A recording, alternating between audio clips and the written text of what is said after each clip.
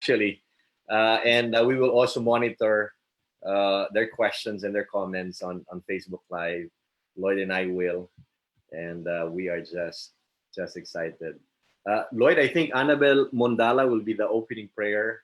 Maybe you can start promoting her so we can have her, and I'll be ready for the opening prayer.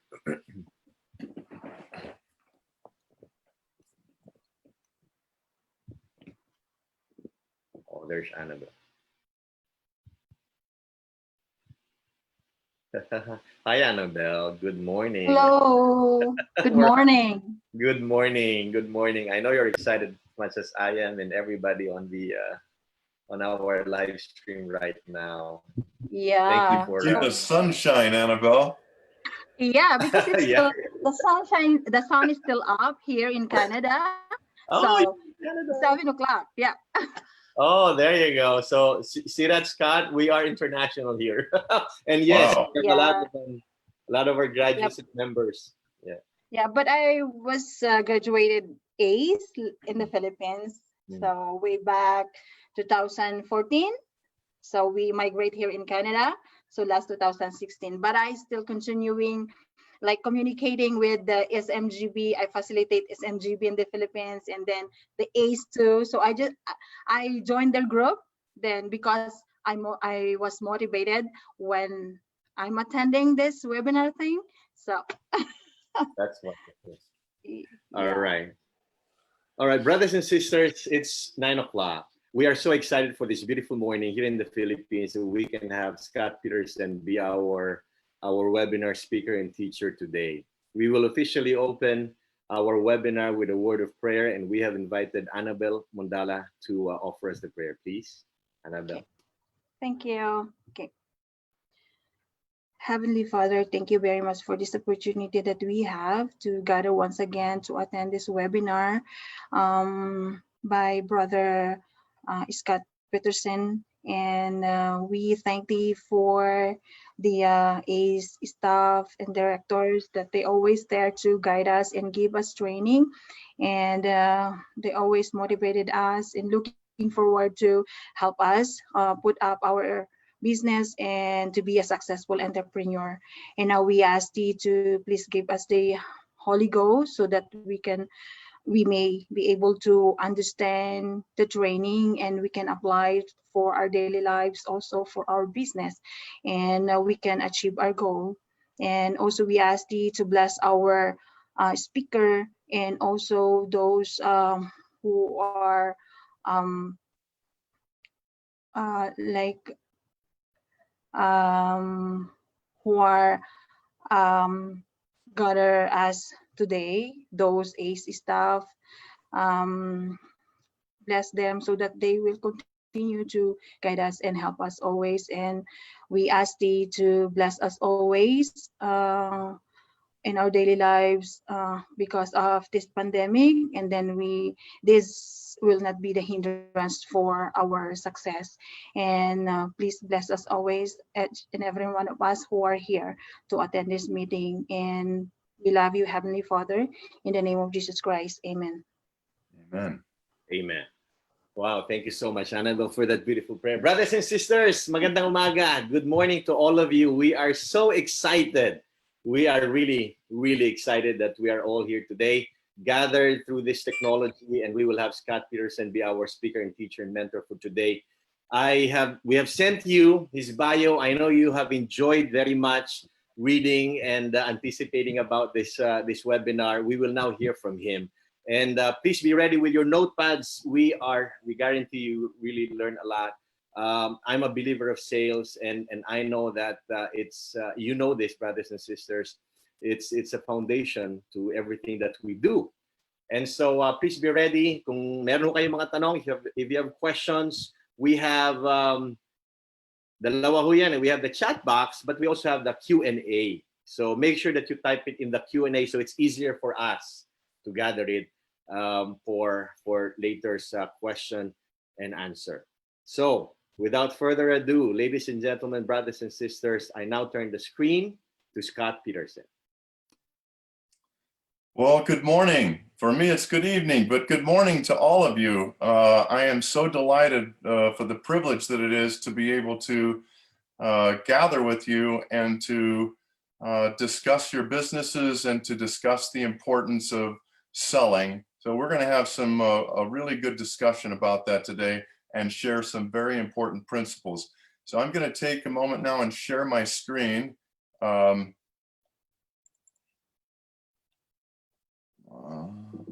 Whoops, need to go to,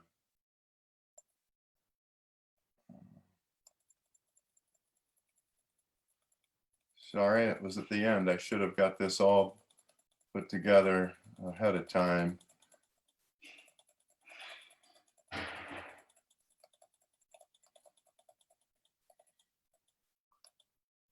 Okay, so you've had an opportunity to read some of my bio. I started out in selling in 1981, and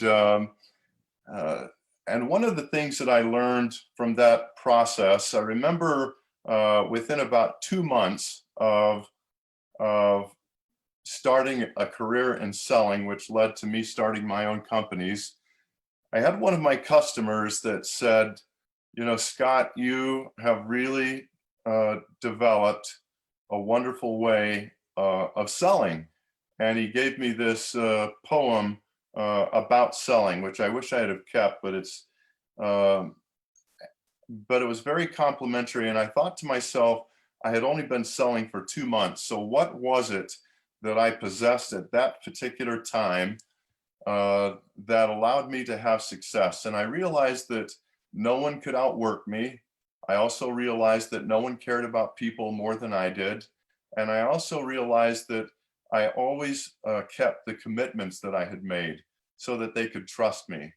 And so it allowed me time to learn actually the different aspects of selling that later allowed me to become even better and allowed me to train tens of thousands of people in sales over the years and to create successful companies.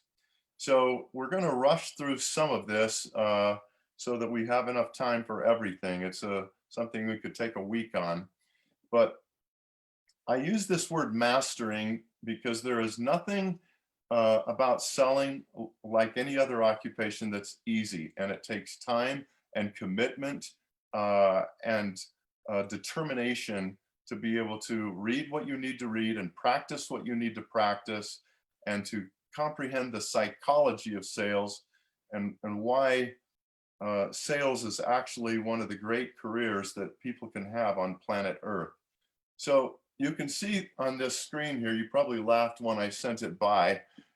Even though many businesses are small and some are a little bit larger, these particular functions on the left-hand side, product operations, administration, customer service, finance, all need to be done by all companies. And in smaller companies, the owner of the company plays many of those roles, if not all of those roles. But every single one of those roles have to be played. And you can see from the diagram, I know that there are many women here. Unfortunately, I couldn't post pictures of women looking like that. So that's why they're men. But you see Arnold Schwarzenegger here representing sales because there is nothing that is more powerful to a company than its ability to communicate effectively what it does and to therefore be able to have a leg up on the competition. So before I get started into sales, I want to take a minute and talk to you about something that I think should be of a huge interest to you. James and I were talking about that in the Philippines, that business and the thing that allowed me to do that successfully was my career as a salesperson, because I had started over in 3 different territories, building different product lines. And that gave me the confidence to be able to know that I could sell anything else. So then it was about, designing our products and understanding our market and going into that. So what I want to talk about though here is the process of innovation. And I'm only going to take about 5 minutes to set the table here. So I want you to look over on the screen where my cursor is, and you can see what's available today. So here's the challenge. You operate a sari store, or you operate a hardware store, or you work in a restaurant or a food service business of some kind. And you're not particularly different than anybody else. And so how is it that you distinguish yourself or differentiate yourself from anybody else so that when they look at you, they say, well, I could go with those guys, but I want to go with these guys because. And that's the principle that I want to teach you right now. And this is where we begin the journey in the process of selling. So I'm going to ask all of you to go through a rigorous exercise in the coming few weeks where you actually identify all the competitors in your particular business and write down what they do and write down what they don't do. Write down the things that people like and write down the things that people don't like, and begin to come up with your team of, I'm going to call these holes or gaps in service, things that other companies just aren't doing a good job with, that you think by doing a good job with, that you'll be able to outcompete your competitors. So I'm going to give you an example. In my third business, it was a vinyl fence company. I know that, you know, that's not a big product in the Philippines, but in America, it has been a big product line since about 1985, because wood fences would rot and deteriorate over time, and the vinyl fences never had to be replaced. So in 2002,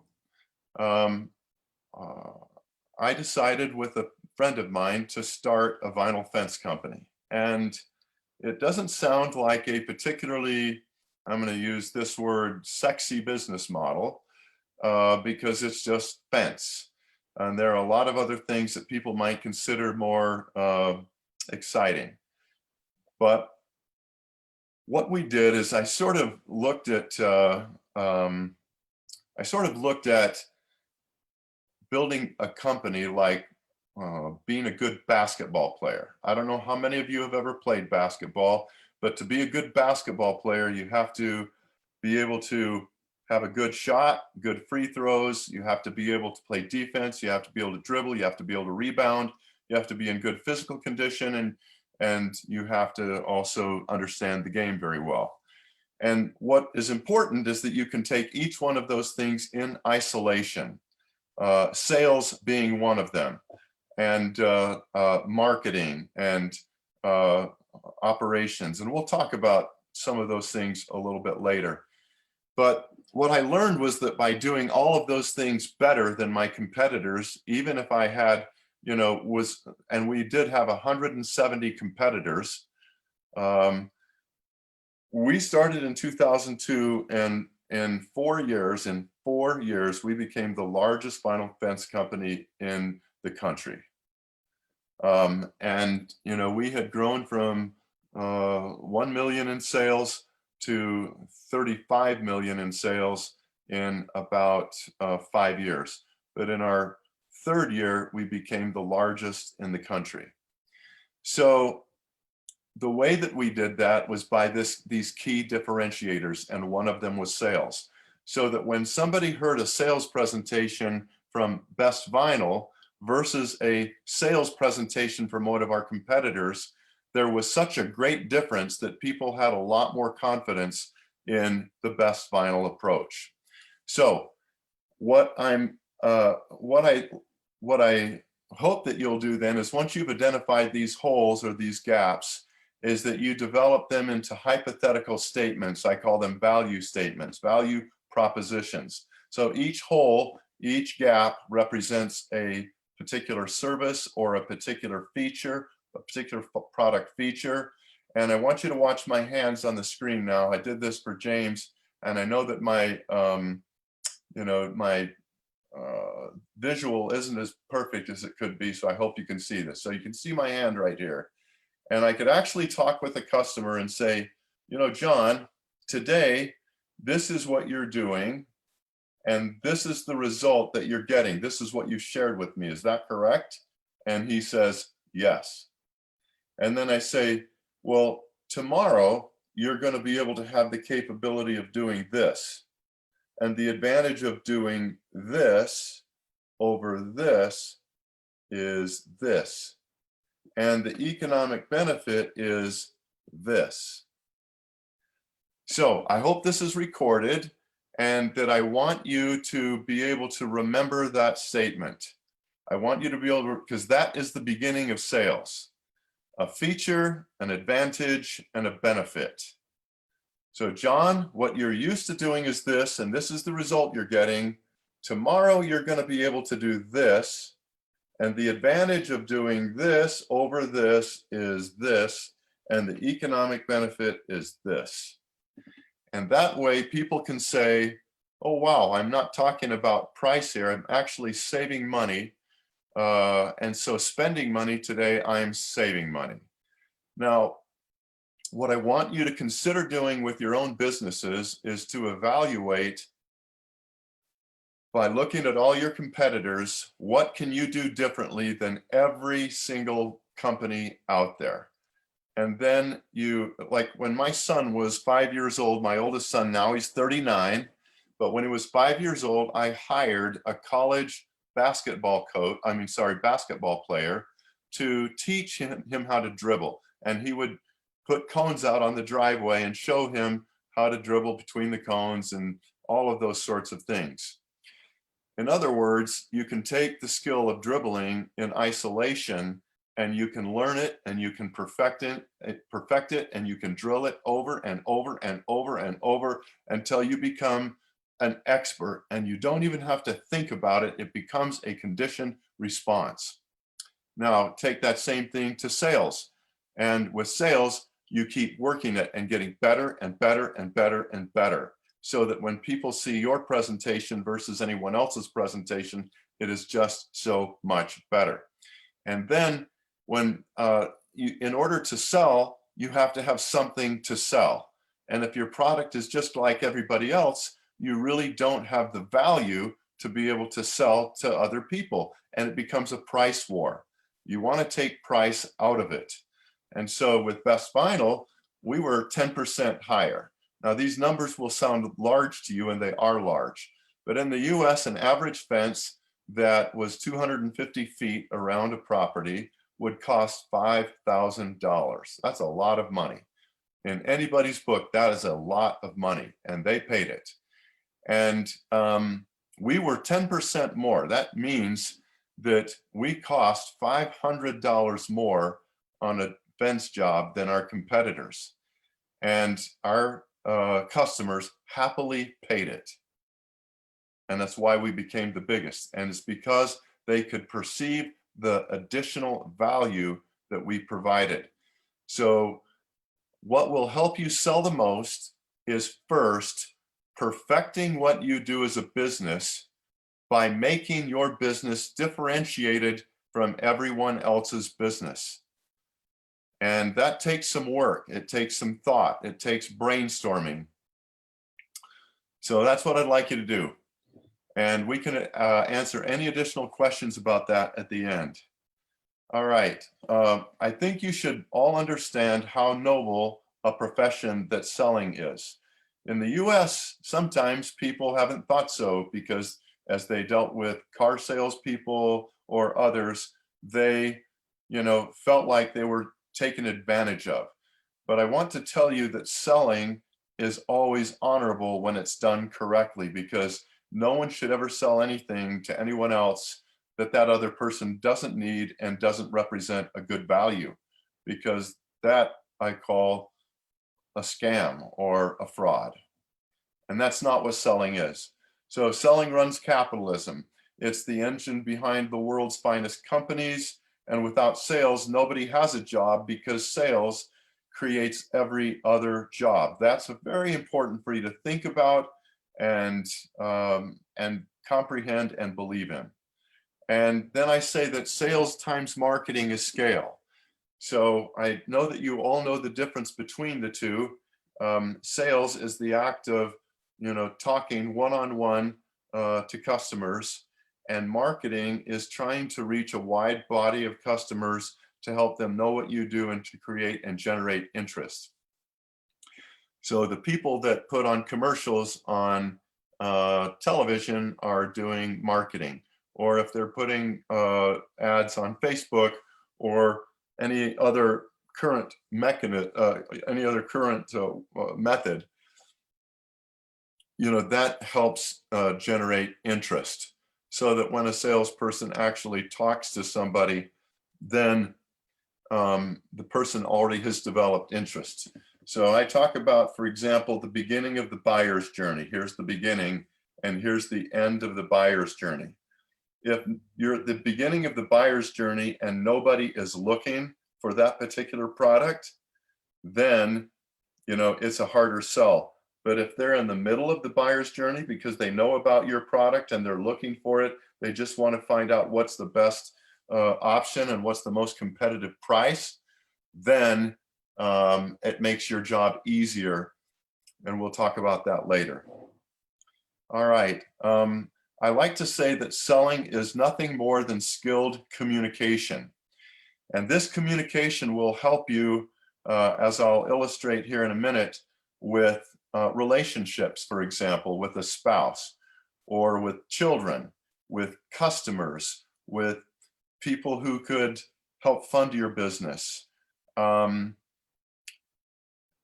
It really, skilled communication or selling can help you with just about anything. So it's learned, it's nothing that you're born with. Some people have, more open personalities. They are more of an extrovert. Others are more of an introvert, but that doesn't mean that on either scale of an extrovert or an introvert that people are born salespeople. And I like to use the funny analogy that there's been no doctor that ever delivered a baby and said, "Congratulations, mama, you just had yourself a salesman." So just doesn't happen, right? So salespeople learn to be excellent. They aren't born that way. Then we've talked about spousal communication, work relations, parenting. In overcoming objections, as we'll talk about later, you have to be able to identify exactly what the objection is. And so when you're having a conversation with a spouse and they say, "Well, I really kind of have a problem with that." And if you assume that you understand what your spouse has just said, oftentimes you can get into trouble. And so asking questions like, "Well, I think I understand what you're saying, but let me just rephrase that and make sure. What you're telling me is X. Is that correct?" And if they say yes, now you have something that you can successfully overcome. You can actually answer the objection. And so sales teaches you how to communicate better with each other. I've used it 1,000 times in raising my children and in developing a deeper relationship with my wife. Great communicators and great relationships, they rule the world. So if you want to take a bigger place in the world, then you have to make the commitment that you're going to learn to become a great communicator, and that you're going to form and develop fantastic relationships with as many influential people as you can. And you often do that by serving them and by being just a good person. And I always like to say that poor communication is the root of all evil. Let me illustrate this. If you communicate poorly with a customer and they have an expectation of X and you deliver to them Y, then they're mad. And maybe you lose them as a customer, or you have to refund their money, or whatever else it is. Instead, you could have just communicated more clearly, and then there isn't the miscommunication and you don't have that problem. That problem exists in marriages. It happens in employee relationships. It happens in client and customer relationships. And so you want to learn to be this clearest of all clear communicators, even if you have to, spend a few extra words to explain what you're talking about. All right, now we're going to jump over and talk about what I call the 4 factors of success. I know that Filipinos are hardworking people, very, very hardworking people. I know that because I've been to the Philippines, and you make a lot of the people here in our country look spoiled. And when I come there and I see you happy and working hard and doing your best, I just think the world of you, and I wished more of our people would be that way. Having said that, work ethic is more than just working hard, it's working smart. So everyone has the same hours in a day that they can use in their business. You just don't have the energy to work 24 hours a day. You're not going to be as effective if you try, and you can't reach your customers 24 hours a day. So you have to take the basic work day. Besides that, balance or creating harmony in your life is more important than having a lot of money. You need money and you need enough money, but after you have enough money, you still want to make sure that you're taking care of your spouse, you're taking care of your children, you're still serving in the community, and you're not, selfish. Those are bad traits, and you want to learn really positive traits. So work ethic is huge. And then skill. You have to have more skill selling. In other words, understanding the selling process. And we're going to break down the selling process into individual parts and pieces. So that will give you the opportunity to practice each of those parts and pieces in isolation. And once you put them all together, then your skill in selling just keeps growing and growing and growing. Third, product knowledge. So you might think to yourself, well, what is there to know about items in a Sari Sari store? Well, there is more than you think. And if you're only selling the same things that everybody else does, and you're not differentiating yourself in key areas, then you're going to hurt yourself. And so here's where product knowledge comes into play. And in a minute, I'm going to talk to you about personality quadrants. And one of the personality quadrants is the thinker, someone who, requires a whole lot of information before they're willing to make a decision. And that's the reason why you have superior product knowledge, because sometimes salespeople get in and they just talk too much, and they do what I call feature dumping or feature vomiting. They take the whole dump truck of knowledge that they have and they unload it on the poor customer, and it just buries them and they can't make a decision, and it's not a good way to sell. On the other hand, if you ever come across the thinker personality style, they want more information, and you better have it, or you're not going to be able to close 25% of the population that you try to sell to. So product knowledge helps people feel comfortable that you're the expert and that they can trust you and that you're trustworthy, and therefore they can make decisions easier to buy products from you. And then attitude, which I think is something that the Filipino people excel at, is the fourth, because it controls everything. You've heard of positive mental attitude, PMA, or positive attitude. I tend to look at it a little bit differently, and I like to think about having a correct thoughtful attitude. A positive attitude, to be sure, but it's more than just a positive attitude. We cannot control, I call this where there is stimulus and response. So you cannot control the stimulus. In other words, you cannot control if somebody hits you in the face. You can only control your response to that. You cannot control whether or not you have a typhoon. You can only control your preparation for that typhoon because you know it's going to come sometime, and you can only control your positive response to that. You can't just sort of cry and say, woe is me. You have to have the kind of attitude that says, I will conquer any and all of the obstacles that come into my path. And the reason this is important in selling is because you can get no all day long. And I'm just going to tell you, I'll tell this one story. I have to be careful how many stories I tell or I run out of time. But when I first started selling in 1981, my boss, he said, as he left me, he said, you know, Scott, only 6 people in the country, in the company rather, have ever earned what we call the Spike Award.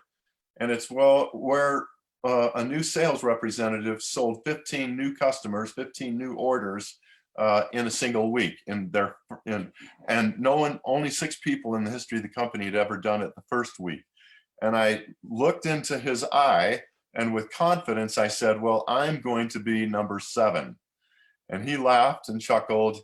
And I went out the first day and I thought, I'm going to go up into the oil fields in Wyoming because they're booming right now, and I'm going to see what I can do up there.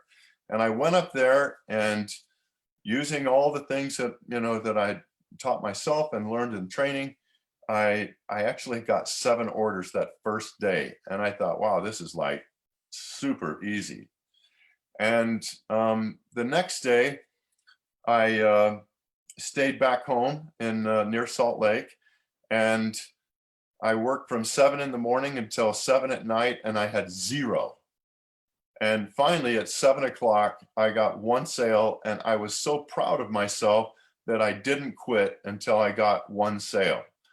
And then the next day I went out, I got started at 7:30 in the morning. I worked until 8 o'clock that night, and I got 0.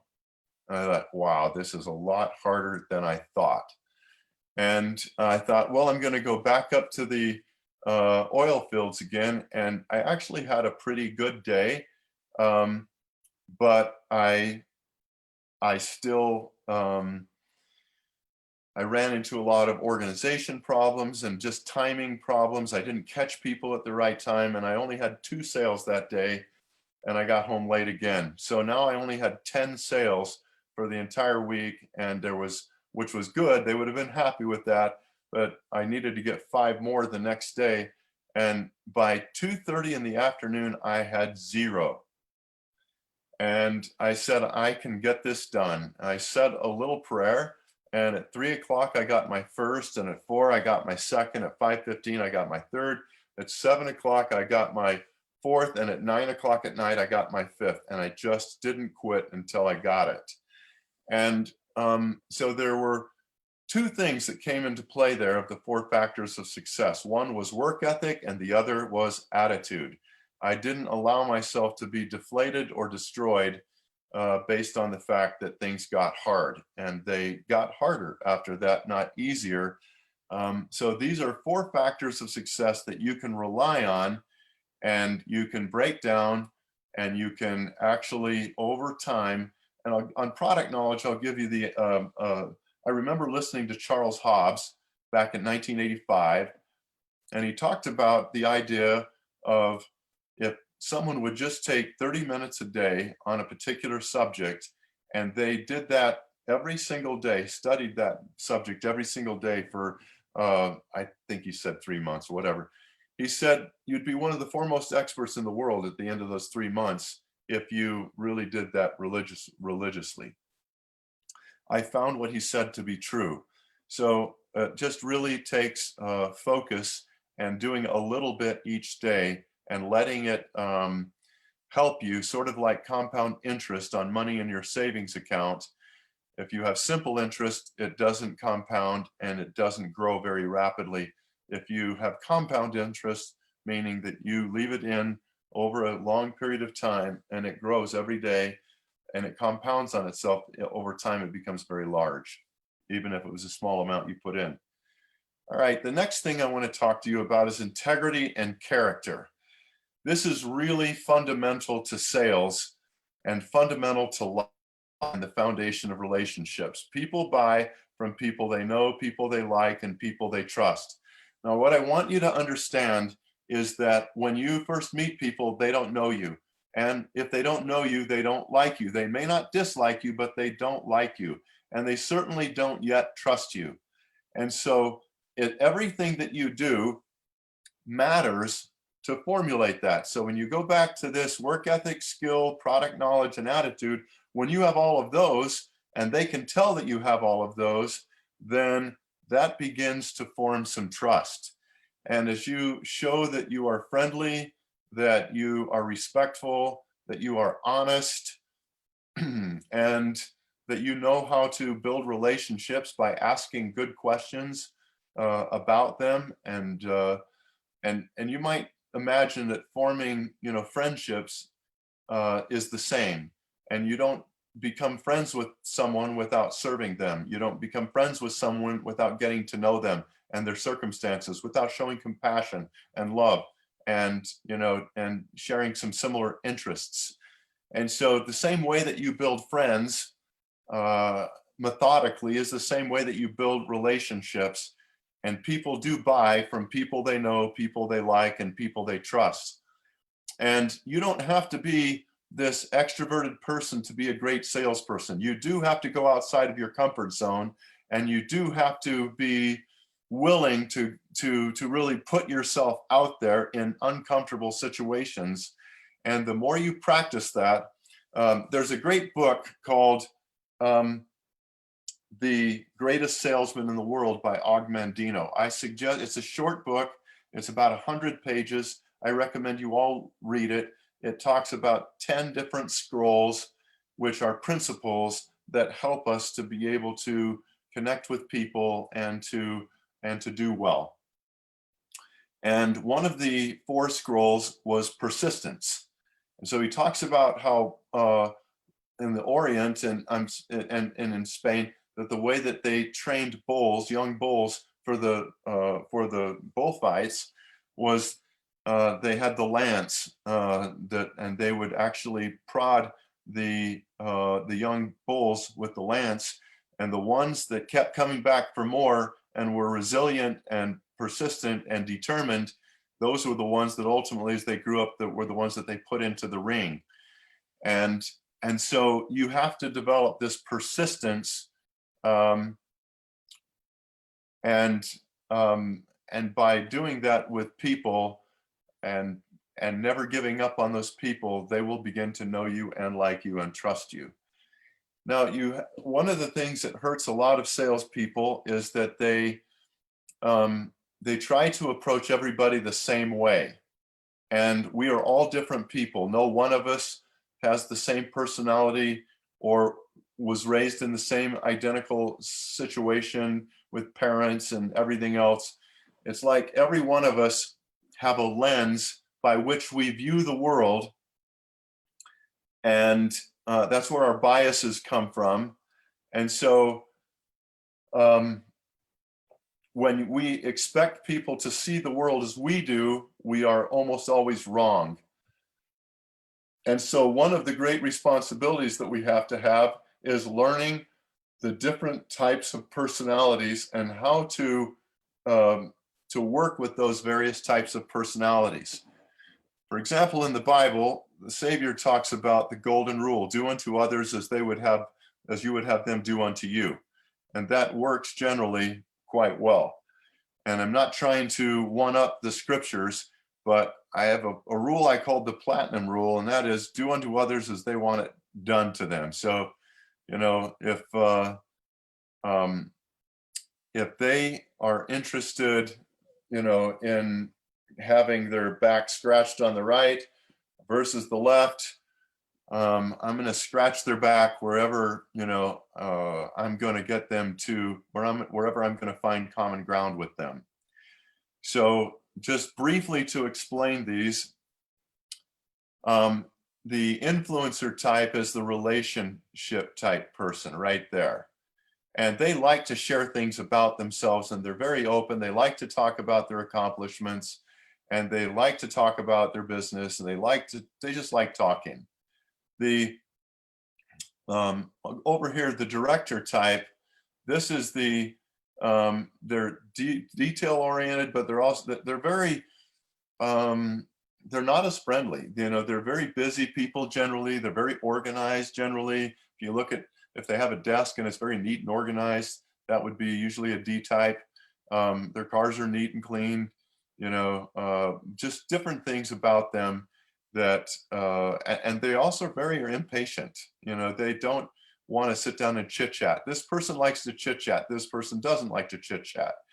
And the C type is the one that likes to, you know, get all the details. That's the person that is the thinker. And then the S type is the collaborator. Let's not upset anybody. Let's figure this out together. So it's great to know who you're talking about. On the web, you can learn more about these quadrant types, and then you can begin to think about ways that you're able to work with those personality types. So as a general rule, I like to say that the most successful salespeople are not perceived as being preachy or overtly trying to sell something. It's sort of like being in someone's inside someone's personal space or home. If you annoy them or make them uncomfortable, they will not speak to you or make an appointment. A sales prospect is more likely to be open to authentic and genuinely empathetic communication. So you need to try to communicate in real, simple, and short ways. In other words, plan before you speak. All right, so here is some opening thoughts about sales. Time management is a key. We talked about, you know, you only have so much time in a day. Well, the more calls that you make in a day, the more chances you have for a demo. The more demos you make in a day, the more chances you have for closing the sale. And the more closes you have, the more dollars. It sounds simple, but listen, I remember when I started selling, my friend who was in the company first said, "This is great, Scott. You can go out and make a couple sales by noon, then you can go out and golf in the afternoon." And I went out my first day and had those 7 and say, well, what the heck? Why would I want to quit at noon with 2 when I could have 5 or 6 or 7 by the end of the day? Why would I do that to myself? And over time, that shortchanges you. Well, if you look at where his career went and where my career went, they're 2 different things. And so time management is a key, and there's more to learn about how to manage your time than, you know, is on the surface. So always be in learning mode, because you guys need to be the experts in your industry. No one should know more about what you do, who your competitors are and what they do than you. You need to know it all, because that helps you to know how to compete against them. Now, when you're going through the process of innovating, like we talked about in the beginning of the presentation, then you actually can make it cause related, because you're changing an industry. And so you can tell people, you can make statements like, you know, we're trying to change an industry and do things that create, you know, better services for people, so that the, you know, the things that you buy and the things that you get are more meaningful and valuable to you.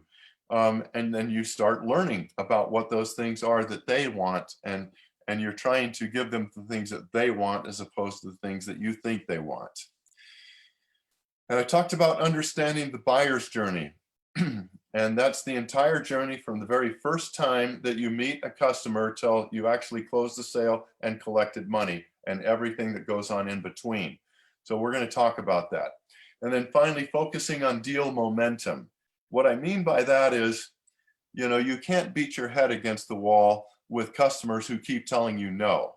What's better is for you to just go out and find more customers. So have a bigger pipeline, and then focus your attention on those people who are progressing, and not so much on those people who aren't progressing. And you can come back to them from time to time, but you don't want to waste your time there. You want to keep building a bigger funnel, a bigger sales funnel, and you need to work the ones that are progressing. All right, so now we're going to get into the selling process itself, and we're first going to break it down into selling an appointment. Now, most of you don't yet actually probably even sell this way, but you will and you should. So I'm telling you how to do this now not only for today, but for the future. So in America, it's really hard to get appointments. It may be easier, is my thoughts, in the Philippines. I could be wrong, but I think generally it might be easier. It's very hard in the States to be able to get appointments.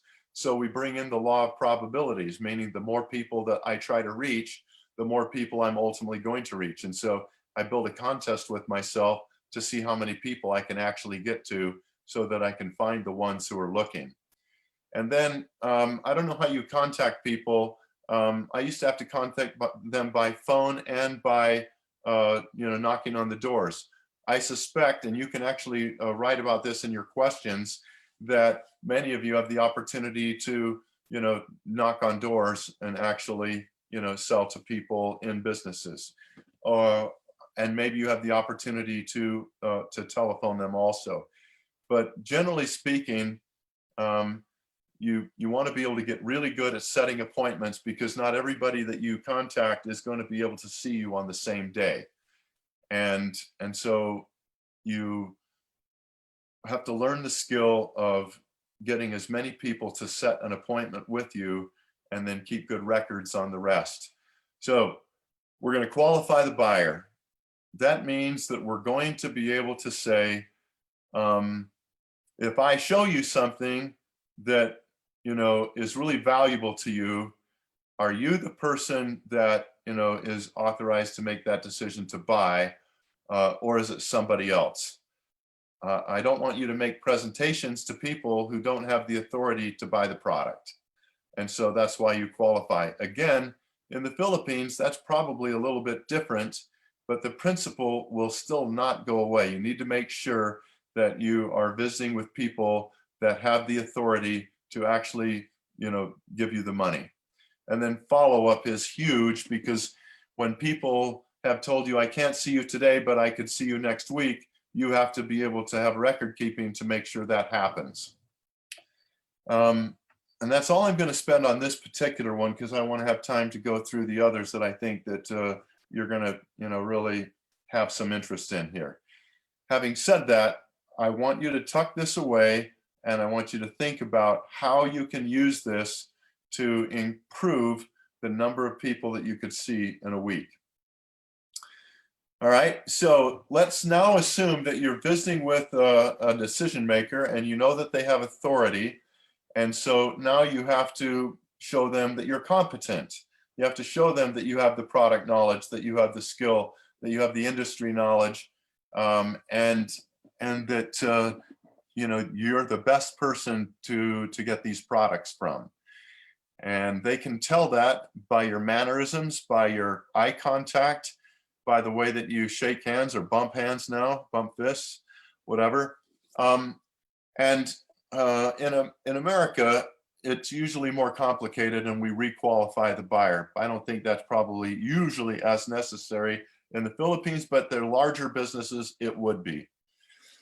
So I have what we call the warm-up, building that relationship of trust, because people buy from people they know, people they like, and people they trust. And we've already said that the individuals that don't do that, that they don't know them, they don't like them, they don't trust them, so they're not walking out of there with a sale. So just to give you a short story about really how effective this is, I was calling on a manufacturing plant, 30 years ago, and I was training a new sales representative. I was a young man of about 25 years old, and so that's 35 years ago. And he seemed like super busy and uninterested. And I had this salesperson was a young woman, about 30 years old. I was 25. At any rate, he said, "So I'm pretty busy. What can I help you with?" And that's sort of like the death knell of a you're not going to get the presentation today. But I was very calm about the whole thing, and I started to answer his question when the phone rang. And that interrupted the flow, and he said, "Excuse me, I'm sorry." And he was on that phone call for about 5 minutes.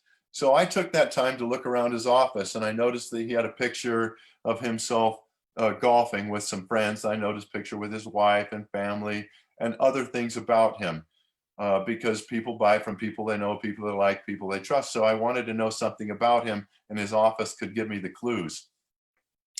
So at any rate, he gets off the phone. He says, "I'm really sorry that that happened." And I said, "No, that's not a problem at all.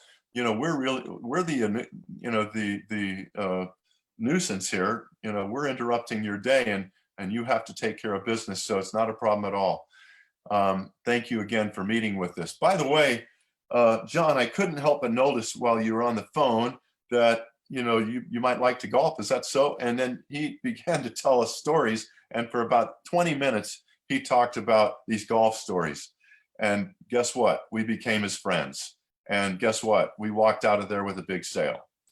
And it wasn't looking that way when we first walked in. Next, we identified the personality quadrant, and we're doing that during the warm-up, so it's done kind of at the same time. And I'm gathering all the information that I can as I'm talking, because I only want to do this one time. And so I just tell him, "John, I like to gather just a little bit of information, so when I need to contact you, I can." And and then I write down the contact information, whether that's their email address, their text, or getting key information about the business. If it's a larger business, it might be other decision makers, or see if I can get competitive information. But anyway, I'm trying to get some of this kind of information up front. And then I move into what I call, the most important aspect of selling, and it's the needs audit. This is where you as the salesperson has to conduct a professional and thorough and effective needs audit. So a needs audit is just understanding the problems that that business has, problems with, thinking about your products. What problems do they have with your products, and how can you solve those problems with your products, whereas competitors aren't doing as good of a job? And you have to be able to ask a lot of great questions. And this is where I told James that I'm wanting you to kind of write in whatever questions that you would ask in your businesses, but I'm going to give you some thoughts to get started. For example, you could say, "What problem are you trying to solve in your business regarding this? And how are you currently solving it, John? What results are you getting from your current solution?" And now I'm learning from his point of view what those things are, because I can't really tell him that he has a problem. He has to tell me that they have a problem. If I tell him he has a problem, he's likely to say, "What are you talking about? I don't have any problems." But if you get him or her to be able to talk about, what keeps them up at night, then you can see how your products interact with those problems and how you could solve those problems and be a more competitive and a better solution than the one that they currently have. I could ask a question like, if you can improve one part of your current process, what would that be? So what I'd like you to do now is start formulating some of those, and we can address those at the end. Finally, in fact finding, I like to ask what I call implication questions. Now, this is kind of a little bit advanced, I would call it, but I know that all of you are super smart, and I know that you're able to comprehend it if I explain it well. So an impact or implication question is that I'm going to ask questions that encourages the customer to divulge their own problems and the impact of solving or not solving that problem. In other words, I'm going to let the customer explain in their own words how your particular product and service could solve their problem when you get to the actual presentation part. And of course, this fact finding is learning to be a great detective. You've got to be good at this in order to become a great salesperson. The people who do best in the sales world really, really, they catch on to this, and they wrestle this to the ground until they own it. Next, we actually make the presentation, and we use all the information that we have gleaned in order to make the presentation, and it helps us to be methodical. Usually, I'm trying to understand 2 or 3 of the most significant problems that they are dealing with as a customer. And when I've then gone through and done the audit that I was just talking about, I can say, so John, you mentioned to me that when you do this particular function that you're currently having some problems around this and getting these sorts of results. Is that right? And then I say to him, well, let me show you what we've done to address that in our company. So whereas you're doing this right here, we're doing this. And the advantage that our customers have found doing this over this is this. And you know what they found, John? The economic benefit is this, and it's big. And that's why they're so sold on what we're doing. So note, I need to explain the feature well, or whatever it is that's unique and different. Then I demonstrate and I explain the advantage, and then I convert to the economic or efficiency benefit.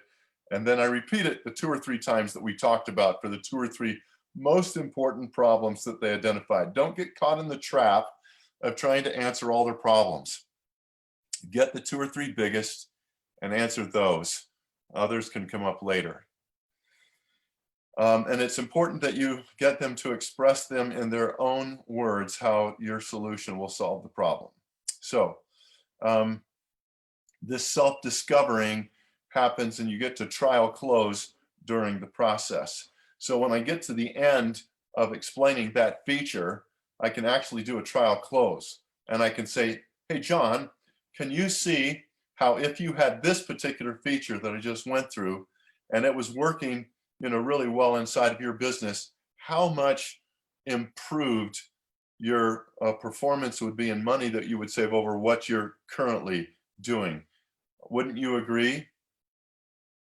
And then I shut up and I let him say, yeah, I can see how that would be big. And then I say, well, next you mentioned this. And I go into the second feature. And next, I go to the next and I trial close after each one. Now, look at my head nod right here.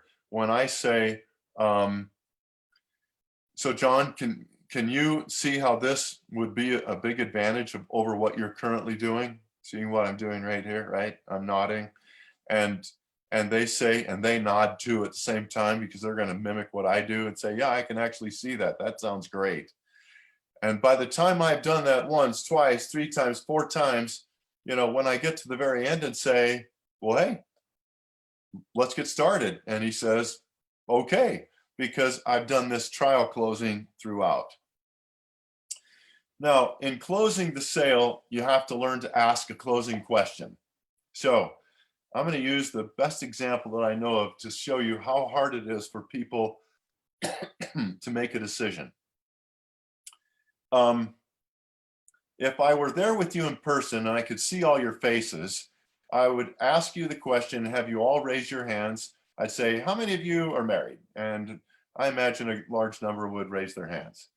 And then I would say,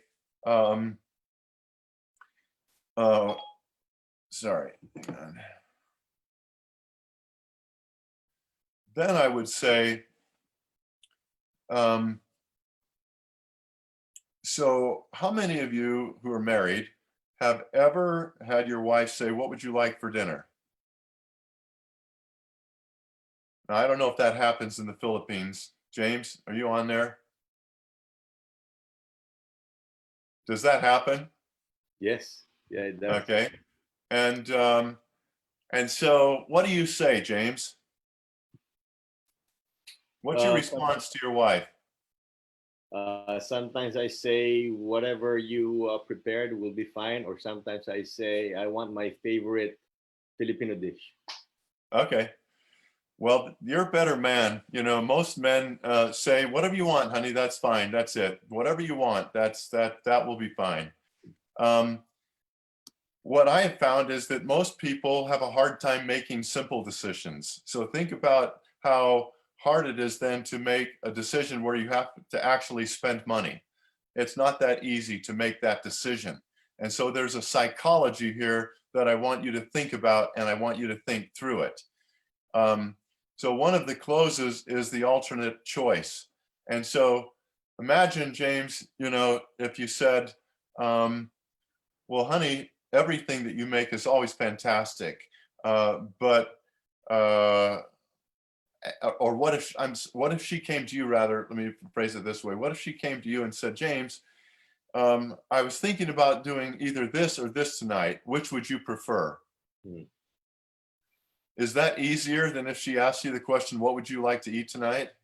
Definitely. It got so hard for me that I at one point said to, because we have 5 children, and our oldest is 39 and our youngest is 28. So you can imagine when, you know, they were, you know, all, we'll just say from 16 down to 5, you know, so lots of kids, lots of action, lots of activity, lots of hungry mouths, you know, and so, you know, making dinner is kind of a big deal because it's for 7 people. It's not, you know, just, you know, throw out the peanut butter and jelly sandwiches. Anyway, I said, well, honey, why don't we do it this way? Why don't you make a list of all the dishes that take, you know, a long time to cook, and or we'll make it together. And then we'll make something that's like 30 minutes to an hour. And then we'll, you know, make a list of the ones that are just, you know, 15 or 20 minutes. And then I'll ask you the question, when you say, what would you like for dinner? I'll say, well, how much time do you have? And then I'll say, go to the list and say, how about this? I guess what I'm really trying to get at, and she didn't like that, by the way, that went over like a lead balloon. And so really people like to have help making decisions.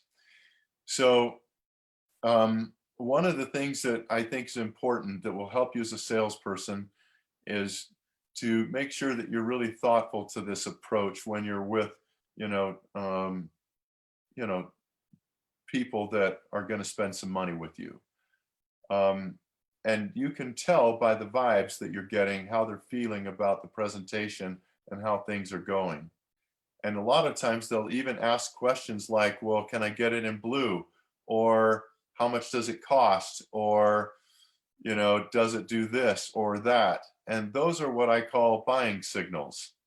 And when you get those kinds of questions, that allows you to know that the timing of the close might be good. And so instead of saying just yes or no, I'll say, would you, you know, would you like it in blue? Yes. Great. You know, I can get it in blue when we sign the order, right? You see how I'm, you know, taking that particular question of does it come in blue, or can you get it with this feature, or can I get it at this price? And, you know, as long as that all works with your economic situation, you can say, if I can get it to you at that price, you know, could we work together today? And they say yes, and great, I can get it to you at that price, and boom, there we go. So an assumptive close is where you simply, after having made a wonderful presentation, you say to them, so John, Susan, I'm able to get that product delivered by this Friday. Is that soon enough? And so that's just an assumptive close. Now you have to take the time to actually write out the things that work for your industry. They're all different. And so you have to take the principles that I'm teaching and start writing out sentences and practice them with customers until they get perfect. And then you use those. And if you ever have additional salespeople or people working for you that are helping you sell, then you teach the same thing to them so they don't have to learn the hard way. All right, so that's the assumptive close. The alternate choice close is where I simply say, John, I have 2 different ship dates that would work. I've got product coming in this Friday, and I also have another shipment coming in 2 weeks, and I could deliver it to you in 2 weeks on Monday. Which of those 2 would work better for you? And that allows you to be able to, again, create that, you know, it makes it easier for them to answer a question than it is to make a decision. An impending event is something like a sale or, I have some, we produced more inventory than we needed, and I need to sell some at some closeout pricing. So if you buy today, I have the opportunity of getting it to you at a 20% discount. That's an impending event.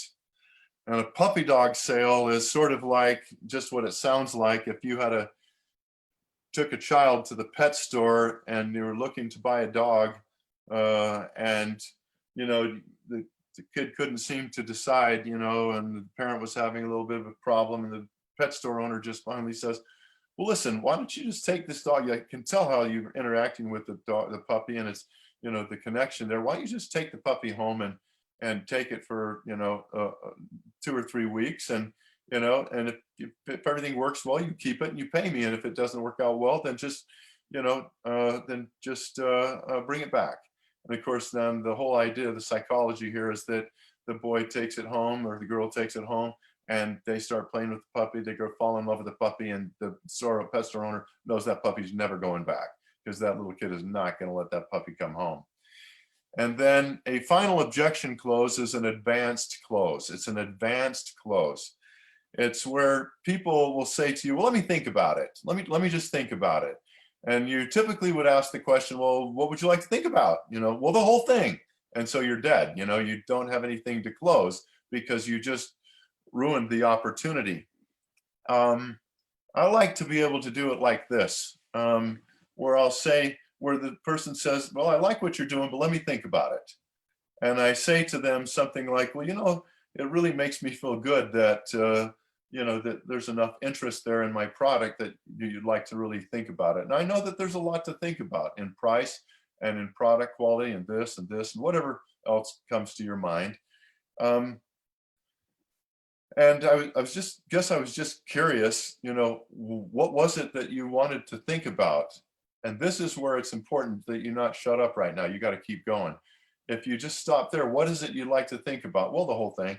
But if you said, is it this? Is it, you're not sure about my product quality? You're not sure about this. You're not sure about that. You're not sure about this. You're not sure about the price. And prices usually last.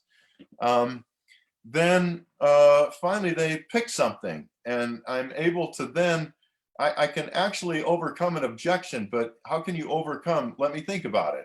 How do you overcome that? Honestly, you can't overcome it. You have to have something very specific to talk about. So the way you're going to do that is you're going to say, is it this? Is it that? And finally, is it price? And then if they say, yeah, it's the price. And then you can ask another more specific question. Well, but what about the price? Is it this? Is it the unit cost? Is it, I'm asking you to buy a lot of us, and you don't have enough budget to buy the whole thing. Anyway, at any rate, you're trying to pull out what the objection is so that you can actually answer the objection. And once they tell you what it is that they want to think it over, so then you can say, so John, what you're telling me is that if you had a very clear answer and comfortable answer to this question, you'd be in a position to make a decision. Is that what you're saying? And he says, or she says, yeah, that's it. And then I say, I actually feel sheepish. I feel bad. I feel like I did a terrible job. I should have brought that up during our presentation, and I didn't. And for that, I'm truly sorry. Please forgive me. And then I go in and I answer that very specific objection, and I close them on it. And I just have to answer that objection. So that's the final objection close. All right, now we're going to go into overcoming these objections. And there's 2 different ways. Follow my cursor here. You've got this formula right here: agree, confirm, answer, and reclose. And you've got this feel, felt, and found, which people have been using for centuries. We'll start with feel, felt, and found. In feel, felt, and found, it's where I'm simply saying, John, Susan, most of the other customers that I work with, they feel the same way as you did. They will talk about this, they'll talk about that, and they'll describe this, and it's really exactly the same thing that you're describing.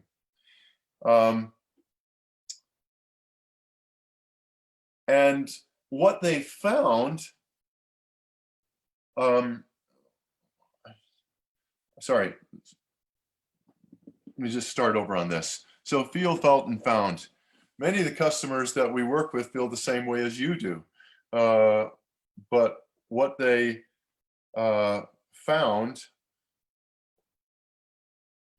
but what they found in actually using the particular product is this, and it really helps me if I have something very specific to work with. But John, many of the customers that we work with feel just exactly the way that you do. They described to me these scenarios where they felt like they experienced this and this and this, but the customers that are using ours, what they found is that they developed this and this, and so it's the ability to be able to use a very simple, formula, feel, felt, and found, to overcome the objection. The one I actually like a little bit better, it's the more professional, it's the more advanced, is to be able to say, John, I agree with you. Making decisions, buying decisions is very hard. And the price part of it gets very hard. I'm sure that you're a lot like I am, that when, you're making a buying decision, you're trying to get the best information that you can get the best quality that you can get, and get the best price. Isn't that right? He says, yes, because now what I've done is I've made them so that they're not an enemy. I'm not creating an adversarial relationship. It's a psychology of just being able to say, hey, I agree for you. Price can be a problem. And then I ask or clarify. So let me give you one example about this. Early on in my sales career, I was selling a product that was a grounds type product that killed various types of weeds that were really pesky and hard to work with. And you couldn't go to the store and buy them in the right quantities, and they weren't really meant for industrial use. And this was a very big city, and he bought 55-gallon containers of it. And I was sort of a new salesperson, only been out there for a few months, and he was wanting to buy 4 55-gallon containers. And that would represent a sale of about $10,000. And back in 1981, if with a single sale, I could earn $2,500, that would be like, I won the lottery. And so this was really a big deal. And he got excited about the product and its quality and its diversity and what it could do. And he asked me the price. And I said, well, that's the good news, John. It's only $26.95 a gallon. And he just about came out of his chair and he said, $26.95 a gallon? Wow. And I thought, holy cow, he's just going to eat my lunch right now. And I said to him, well, John, that is the price, but since you are getting 4 containers, maybe I can work with the president of our company and he might give me a better price. So let me get on the phone with him and see what I can do, thinking I'm being a really good salesperson here. And I got on the phone and talked to the president of the company. And I said, Don, I've got a live one here. I got this guy that's going to buy 4 containers. And when I told him the price, he about fell out of his chair. He said, what's the best I can do? And he said, well, Scott, since he's buying that many, I can probably get you the product at $19.95 a gallon, but it's going to cost you because you're going to have to share, in diminished commissions. I said, well, that's okay. So getting something is better than nothing. So that'll be fine. Thanks for helping. So I went back to him and said, John, great news. I'm able to get you this incredible product, not at the retail price of $26.95, but I can get it to you for $19.95 a gallon. And I was just so happy. I thought he was just going to fall all over himself about it. And he goes, $19.95 a gallon? And I said to him, I'm sorry, John, it's the best I can do. I've gone straight to the top. I went straight to my president, and that's all I can do. And he just shook his head, and he shook his head. And finally he muttered, geez, I've been paying $28.95 a gallon. What a fool I've been. Now, so I did not know what the objection was. He said it was, I thought it was related to price, but because I didn't take the chance to clarify, I didn't understand his objection. And so you have to agree first and then ask or clarify.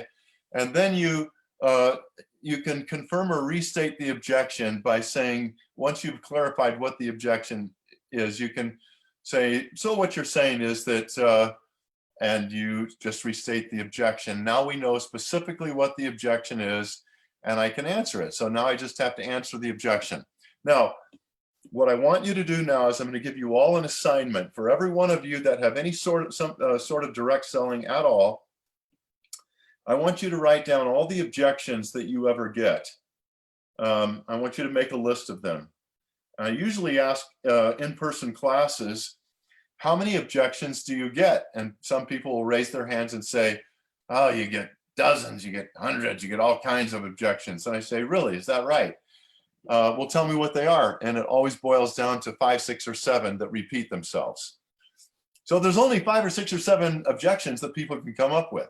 So if you actually will get the answers, really solid, powerful answers that are based in fact and evidence and so forth, empirical data, then you just answer the objection with that data, and then go back to the close and pick which close or pick how you want to close and close the sale again.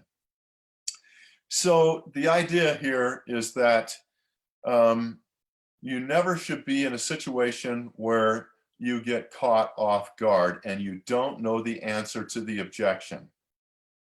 And you will get caught off guard if you don't know the answer to the objection. You will stumble, you will stutter, you will look confused, you will look, not confident, and you won't be able to gain the confidence of the customer to sell that day. All right, so sometimes, when people say, that they want a certain price, and you can't, but you've sold the product and they like the product, you got to call their bluff and be willing to walk away. You can always go back, but you can't give away your products. You have value, you have to make money. And so sometimes you have to just be willing to walk away. Practicing and role playing. I used to do this with my wife as a young salesperson in 1981, and she was rough. She would beat me up. If I ever had I never had a customer, one that was tougher than she was. And she prepped and she planned and she had great objections and she kept coming. And the more I practiced, the better I got. It's just like, doing push-ups or pull-ups, you can easily work your way up to 100 push-ups by doing it day after day over months. You can work your way up to where you can do 100 push-ups. And the same is true in practicing and role playing. You just do it every day and you work at it and you get, the feedback of your customers and you see how it works, and you do it with others that, you love and trust and are interested in you, and you just practice until you get, a conditioned response. I liken it to when I was a wrestler in high school. I wrestled for 6 years in junior high and high school.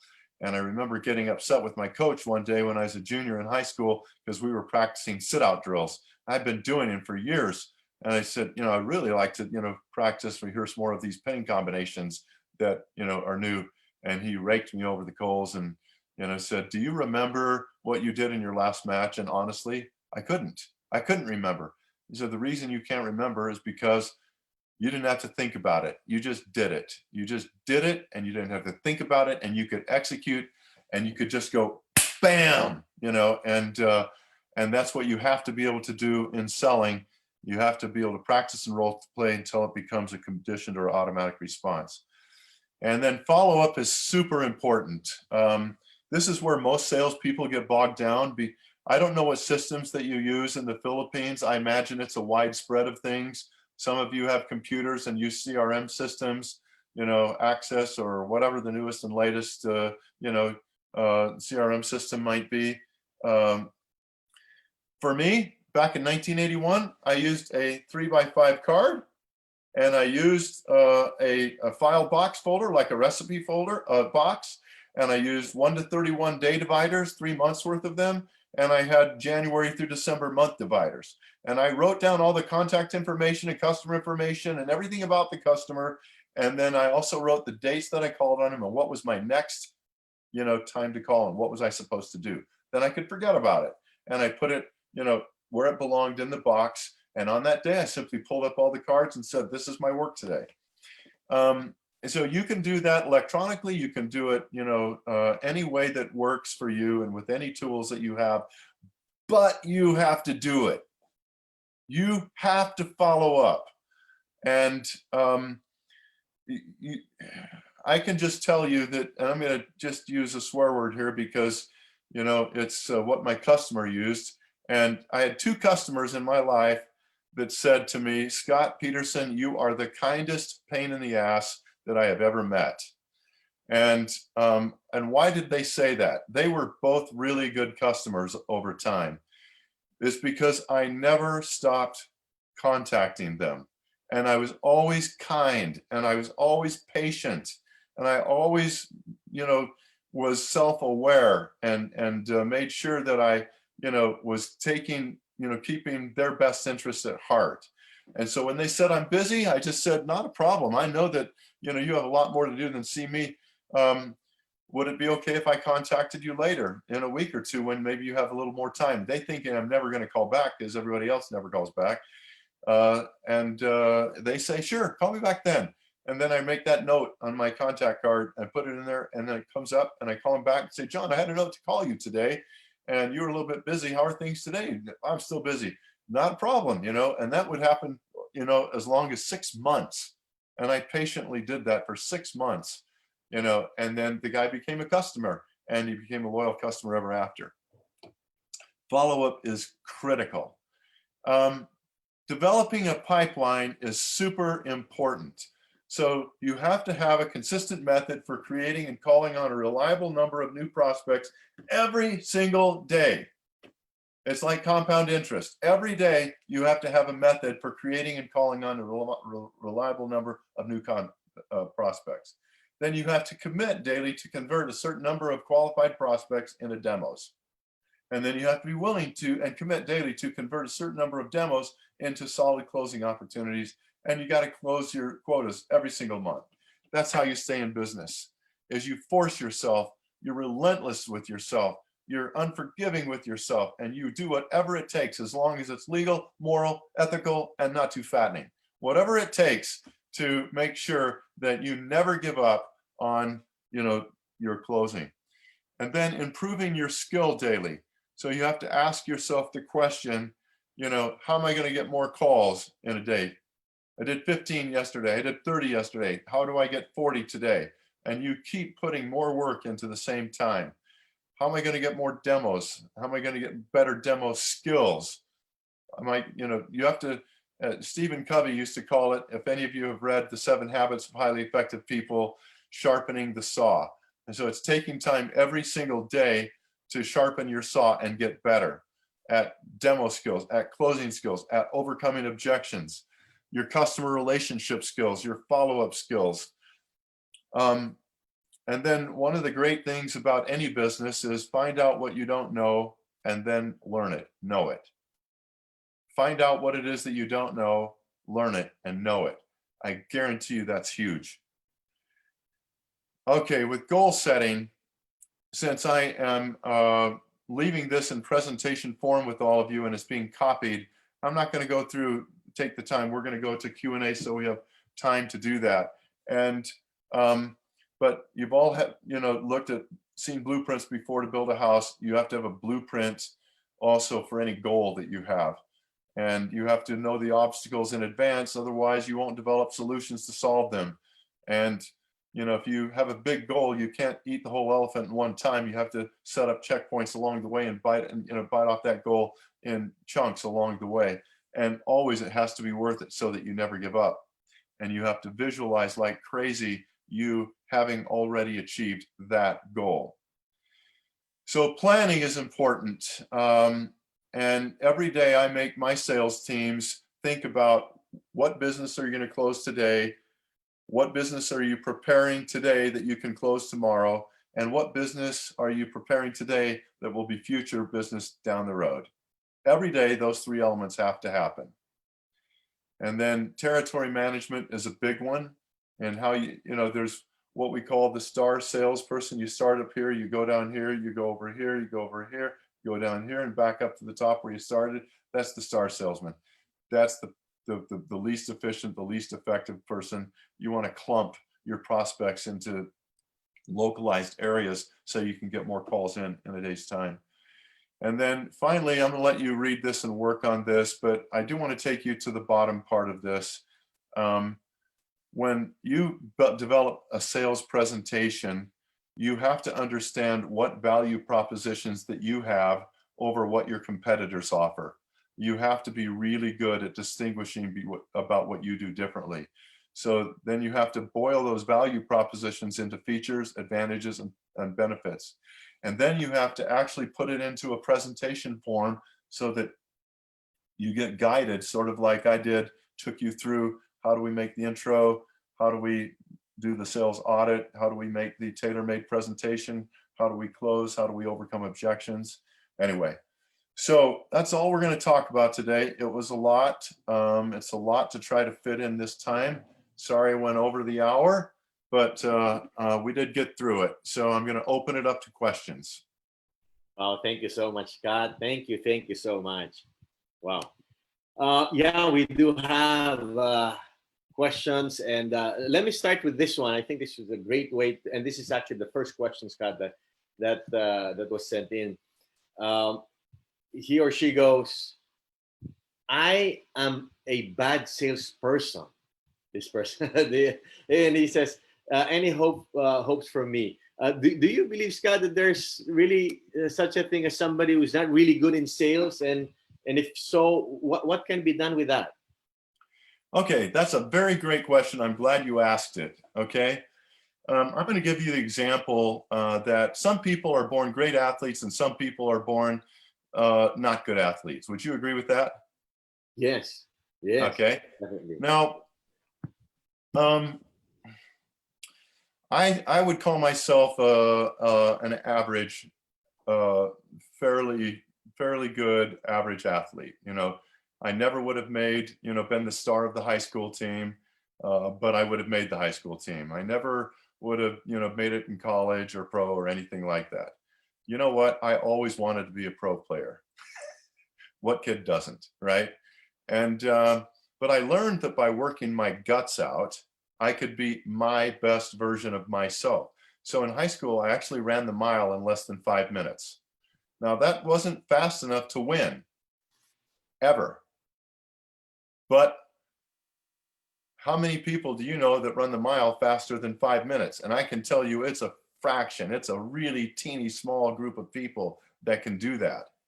So I worked my guts out and was able to do that, not because I was so gifted, but because I believed that I could keep getting better. So you don't have to be the best salesman that ever was. You have to be good. And you get good by breaking things down into bite-sized chewable pieces and practicing and never giving up and believing in yourself. You have to believe in yourself. And you have to be someone that gets interested in other people, that actually really loves other people. And when you love other people and you serve other people the way the scriptures teach, and then you learn some of these other skills with it, you're going to be much better than you think if you are relentless in learning the material that I've given you today. Let me give you a better example. My wife is not, naturally very athletic. My twin brother, my identical twin brother, when I was playing on baseball teams as a youth, he was never put in the lineup, and I was always a starting and one of the top players on my team. And I always would go to the coach and say, Coach, take me out, put my brother in, and nope, and he wouldn't do it, and it just made me sad. My wife might have been, one of those, but she decided 2 years ago, at the young age of 56 that she wanted to play tennis. And you know what? She could hardly hit the ball over the net. And she has worked at it and worked at it and worked at it over 2 years. As I told you, I'm not a great athlete, but listen, she plays me reasonably competitive now. Now, I haven't played tennis, to be fair, like she has, but she plays me reasonably competitive now. And I'm amazed at how good she's gotten. So I would tell you that, yes, absolutely. Just learn the principles, believe in yourself, and do things like be the best at grooming, be the best at making yourself look the best, be the best at, being knowledgeable and having a strong work ethic and serving and, I mean, shoot. I don't know what you can do along these lines with bigger customers. I used to drop donuts by. I know you can't do that, with very many, if any, people, but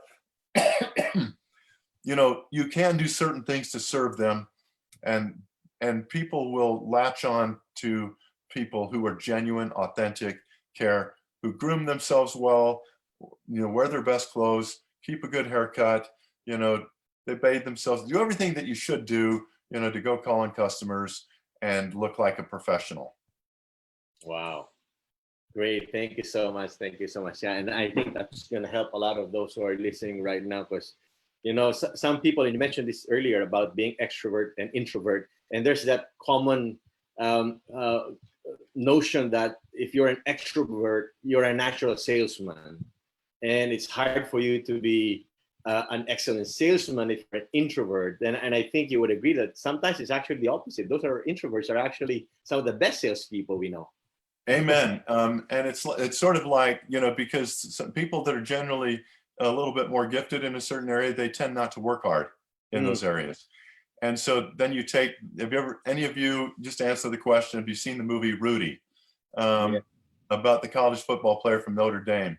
And here's a guy that was 5'0" and, not very gifted, but he worked his dang heart out and he made Notre Dame's football team. And he was never going to be a starter. And yet, look at the players that were more gifted in the analogy of that. And they were mad at him because he was working his guts out and he was being put on, high up on the practice squad, whereas the others were washouts. That's so true. And there's another thing. This is such an important issue, Scott, because a lot of Filipinos would really think that way. And I'm not a good salesman. I'm not a natural salesman. And you also mentioned earlier that I really like that. And we have to remove that idea that selling is manipulating. And probably that's one of the reasons why people think I'm not good at this, because I'm not a fast talker. I'm not a magician. And so they have this notion that, I cannot be good at this. But you're right. I mean, selling is a process. Selling is sincere. I heard somebody said, stop selling and start solving. And anybody can be a great solver. Anybody. So let me give you another example, James. I had people tell me, after I'd been out for 2 or 3 years in the sales, and they still say it today, well, Scott, you're just, you could sell ice cubes to Eskimos. And I would say, well, no, I couldn't, because that would be thievery. Because Eskimos don't need ice cubes. They just have to go outside and, take an icicle, and so they don't need them. That would be lying to people. And salespeople, good salespeople, never lie. They're trying to create value. They're trying to, people have to buy stuff. And so we're creating stuff that people want to buy, and we're trying to meet their needs. We're trying to make sure that what we're offering to them actually is the best value. That goes back to the innovation that I was talking about at the beginning. It's a lot harder to sell something that's frankly not better than anyone else's. You can do it, but then it's like, gosh, you got to stretch the truth a little bit, or why would they buy from you? And so sometimes you have to put things in the right order and start making your products and your service better so that you have something better to sell. And then it's communicating, needs, and it's the things that we've been talking about in our presentation. So you're spot on, James. Thank you. Thank you so much. Here's another great question, Scott, from my good friend, Mark DeCianco. He's one of the best salespeople I've ever met, actually. And he goes, what's more important for you, Scott, a quality product or a strong relationship? What would be, is there, do we even have to I can tell he's a good salesperson. I think that a lot of times, for example, I'll answer it this way. In certain markets, it's hard to get differentiation. Mm. You know, if you offer Pepsi and the other place offers Pepsi, well, you can do a better service and you can make more variety. You can have a cleaner shop. You can have cleaner stores and employees and better trained employees, but you know, the product really is the same. Mm. And so in that case, relationships matter. And so I absolutely think that relationships rule the world here. And because people buy from people they know, people they like, and people they trust, I think that that's one of the most powerful things that I could teach you this morning, is to make sure that you can do that. And there isn't anybody within the sound of my voice that isn't capable of doing that. Now, having said that, I'm a big proponent of having what I call blue ocean. Mm. You know, in red ocean, that means that there's a finite fish supply and the sharks are in the ocean and there's tons of them and it's a bloodbath. They're all going after the same confined fish supply, and that's tough. That's tough. But when you get in blue ocean and you're the only shark in the ocean, you know, and all the little fish that are swimming there, you know, you get them, you get first dibs, you know, that's the place that you want to be. So I don't think in the end it can be an either or. I think it's both. And there are conditions where the relationships matter the most. But most times too, I think that, you know, you just give yourself, and if you have salespeople, you're armed so much better if you have differentiated products. And often it's not that hard to make, you know, I'll use the analogy that, you know, President Uchtdorf used to say that, you know, if you missed the city by 2 degrees, you would hit the mountain.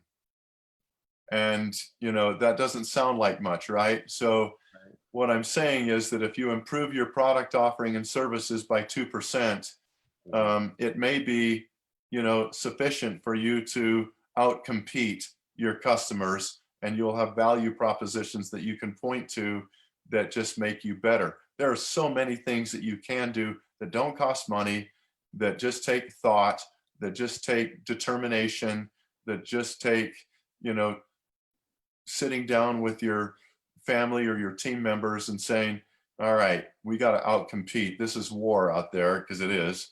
You know, we got to outcompete our competitors. And so how are we going to be better? So Wow. good question. Yeah. Well, From a good salesperson. That's true. And maybe this is a great follow-up question to this one, Scott, because some of our graduates would probably, and I think you would agree, that one of the best ways as a foundation to business is maybe you would want to be a salesman. It's a great foundation to a lot of things. And so a question would be, what should we be looking for if we are to say, represent a company? I want to be a salesman. I want to get this experience before I go into business. And so what should I be looking for in a great company to join? A quality product or high commission? Or what would be great things to look for so that I don't waste my training and my experience and my time, basically? This is a really good question, James. And what the way that I answer that is, you know, everyone is responsible for being a steward of their own career. Now, what that means is that I could go to work for a company, and I have to remember that it was my choice to go to work for that company. I have to remember that I was the one that was asking the questions about the company to see if I was a good fit, to see if I had the talents. By the way, these sales principles that I have just taught you work wonders in helping you sell yourself a position in a company. Right. Because you learn in advance, well, what are they looking for? And in my fact finding, if I am interviewing with a company, I might say, what are to you some of the most important traits of the people that you're looking to hire for this position? And they say, well, I'm looking for this, this, and this. Well, guess what he just gave me, or she just gave me? A roadmap. Now I've got to have experiences that I have personally had in the past where I can go answer and say, when the right time comes up, because the interviewer typically will control the conversation, but at some point I want to get control of it too. And they'll say, and I'll be able to say, you mentioned to me that one of the things that was most important to you was this. And, I want to share an experience that I've had in my life that helps you to see who I am in this particular area. And then you go on and describe what happened to show that employer how powerful you are in that particular area. And then you go to the next one with a new example and the next one. And they see the confidence that you have and that you're prepared. To answer that question, it's kind of a little bit of both. I'm looking for what company, what do I want to do ultimately is the first question. Mm-hmm. And then what is the path that will get me there?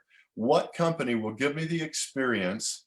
What type of products, what type of this, what type of that will give me the right experience that I'm looking for? And then I'm going to prepare myself to go and get that job. And I'm going to be relentless with that. I am going to be all over this like a rat on a Cheeto, like a pack of dogs on a three-legged cat. I'm going to be all over it. I'm trying to give you some analogies that will help you think about, I am going to be relentless in pursuing my dream. And just like Rudy did in trying to get into Notre Dame. That's a great example of it. Or another great movie that I love about sales is The Pursuit of Happiness with Will Smith. It's a great movie for people who want to learn about what it takes to sell. Wow. So I would say that it could be both. I'm looking for a company that will pay high commission because I need to feed my family. But if it's a shady company, I probably won't do that because it's not going to get me where I need to go.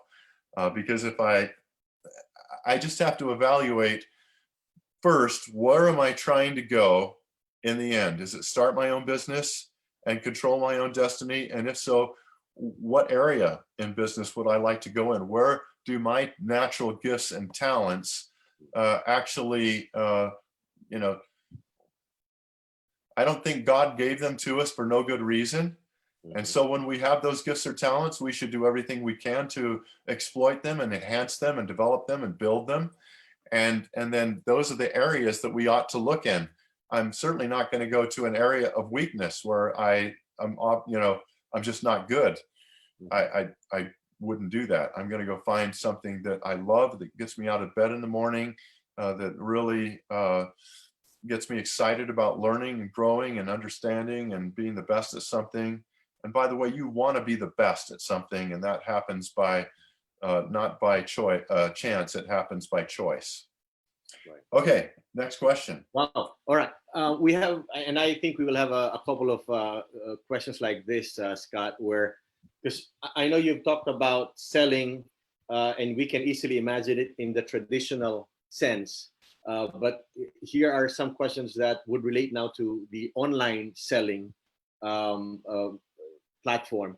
Here's one question. How do I help my client position his coaching business, which is an online course, product, into a superior, irresistible, and no-brainer offer? So this is more of like an online selling now, an online course that they would like to sell. How do they position their offering? Okay, so I want to understand this relationship. What you're telling me is that, notice how I am clarifying here. This is part of selling, right? I need to understand exactly what we're talking about. So we have one of our people here that has developed an online course for Right. coaching. Right. Is that correct? That's correct. Okay. The graduate. And now how do I position myself to be able to, because you're telling me that they have the online coaching system. Well, actually, it's a client of our graduate. Okay, the client has the online coaching system. Yeah, he or she is only a marketer, and I think he or she is being asked to promote the person online. So, how does he do a Okay. good job?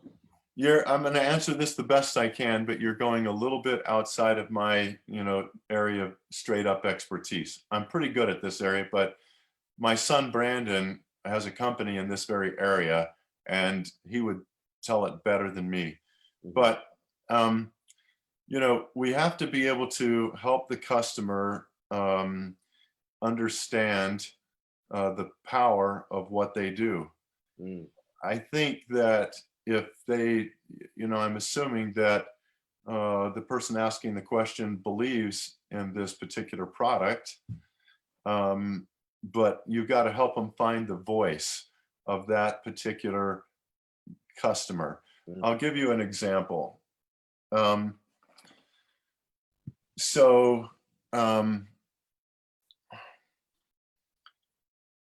have a towing software company, and my son Brandon was a co-founder, and he developed an ad campaign. And you'll laugh at it. It's pretty funny. You have to think about towers, in our country, that is sort of the lower end of the totem pole, because driving a tow truck isn't everyone's first choice. When they say, as a 10-year-old kid, I'm going to be a tow truck driver, right? And so you have to think about who your customer is and how you are going to develop content that reaches them.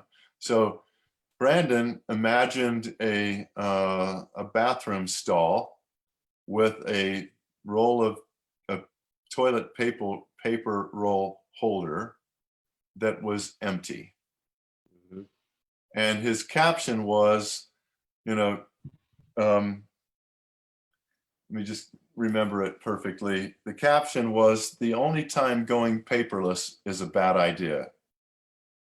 Our software took them paperless. Wow. And so he said, the only time going paperless is a bad idea, is when you're in the, the bathroom and you're out of toilet paper, right? Right. Otherwise, you see how that would relate to the people that we were selling to. They laughed and laughed and laughed, and thought that was just great. He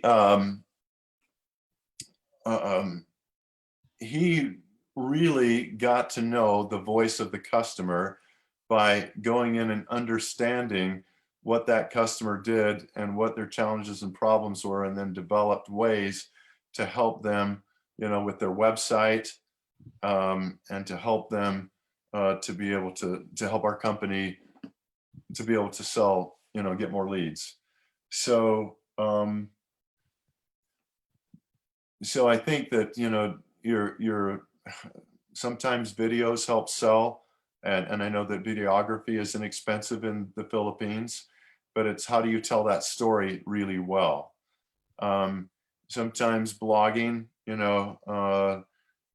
but ultimately, you have to have value propositions, with results.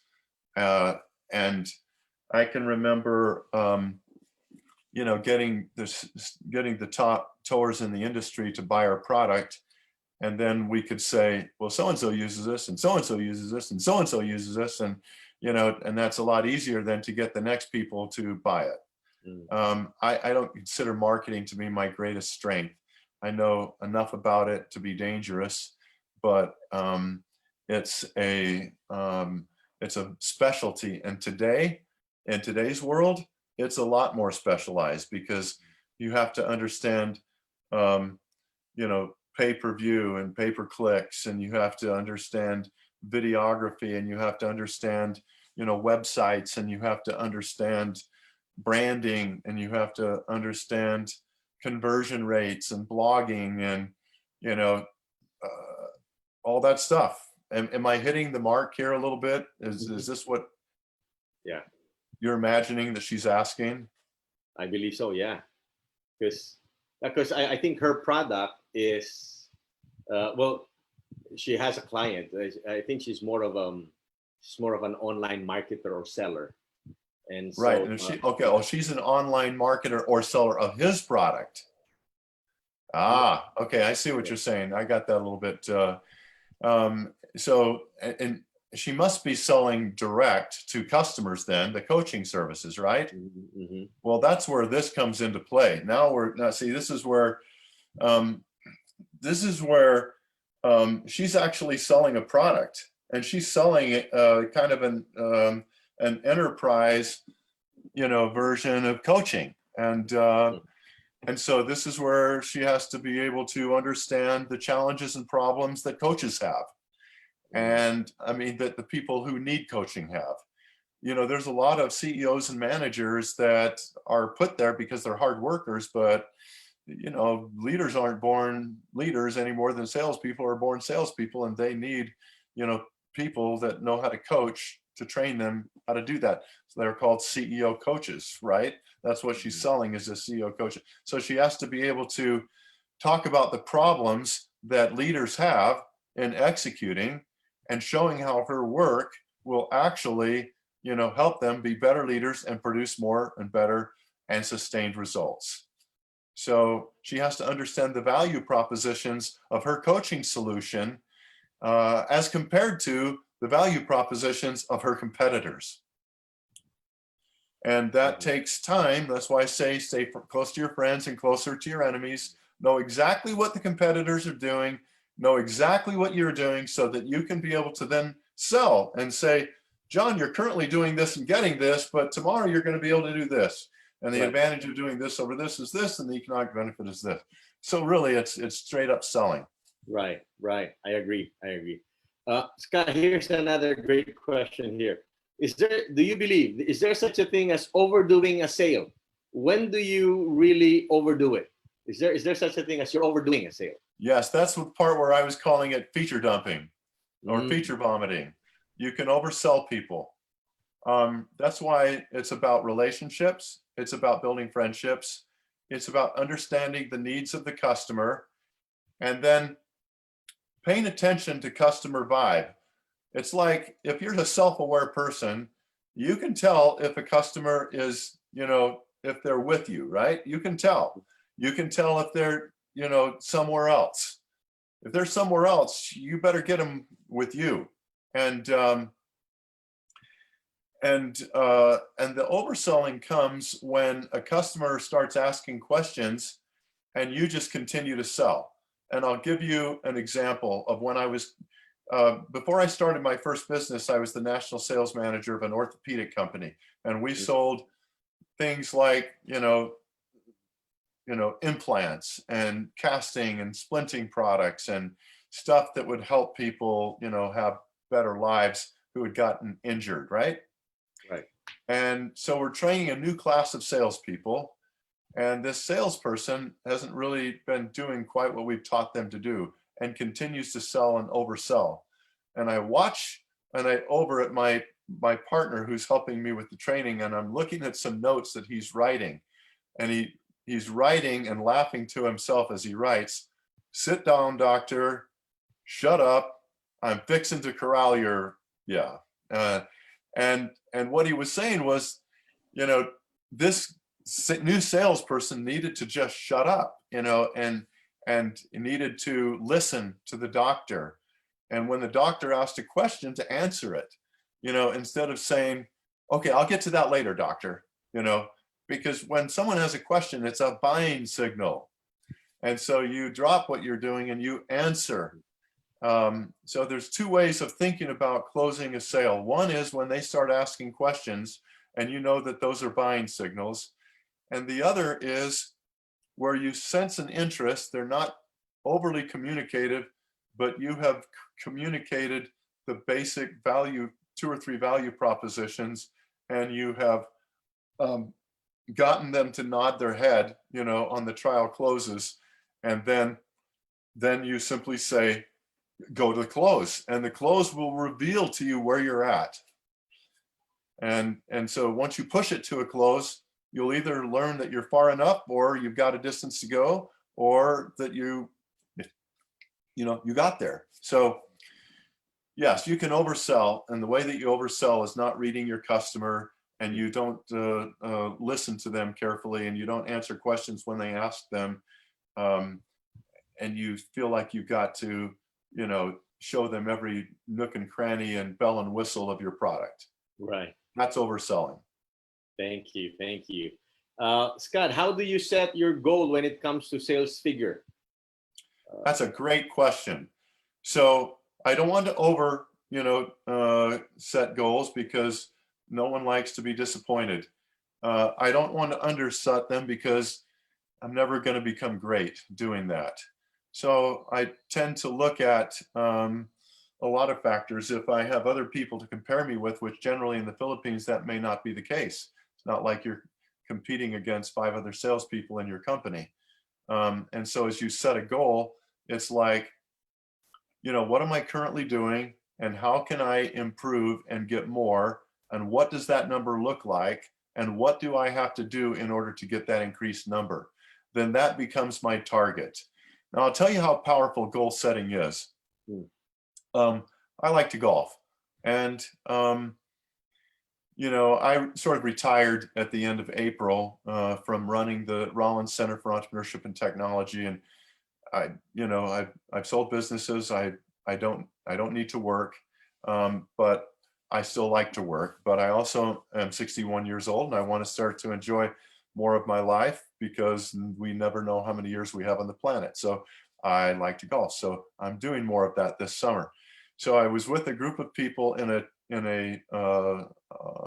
benefit tournament, a scramble, and I could tell that I'm just an average good player, I'll call it. You know, I'm not a scratch golfer. I'm not a great golfer. I'm pretty good by, you know, how many golfers are out there in the world and what I shoot versus them, but I'm not, you know,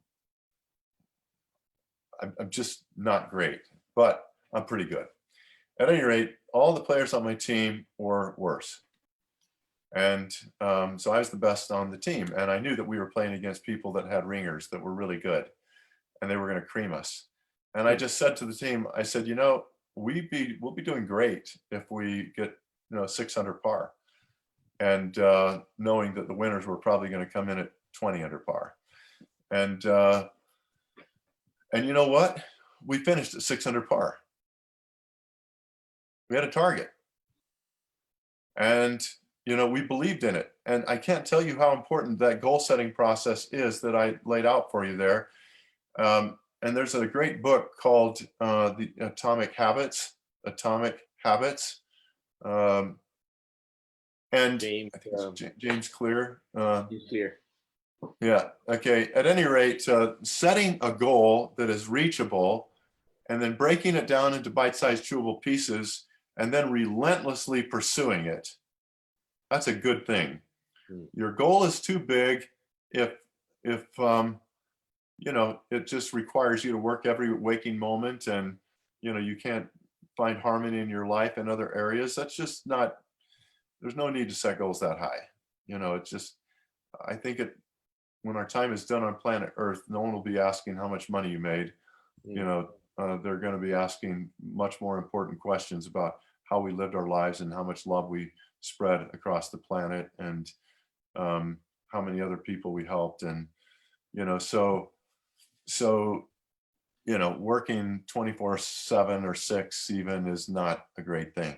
So I think that the best thing is within the hours that you can work and push yourself and get better, and you set goals, you know, that are I guess I'd liken it to this. I asked myself the question, what would be a cakewalk goal to hit? And I list it. What would be a goal that I think is out of reach that I'd have to be really lucky to hit and everything would have to go right? And I set that maybe as the high. And I might have two other marks in the middle. Well, what is the, what then would be, kind of a stretch goal for me, which would be below the high. And then I pick it. I'm the one that sets the goal. I can't do that for everybody. They have to do it for themselves. But I need to start with the baseline, and I need of what would be a cakewalk, and I need to start with, and sometimes it can be, what do I need to survive? Because starting a new business, you have constraints, and if part of it is you have to sell so much to survive, that's it. That's the target. Write it down and go sell it, and don't quit every day until you get it. That's it. Well, I think we have time for one more question, Scott, and I think this is a great way to end this sales presentation.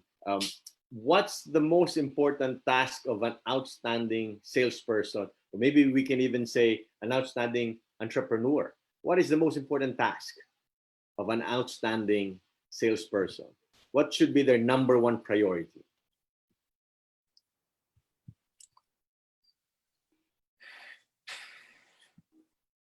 Oh, that's a deep question.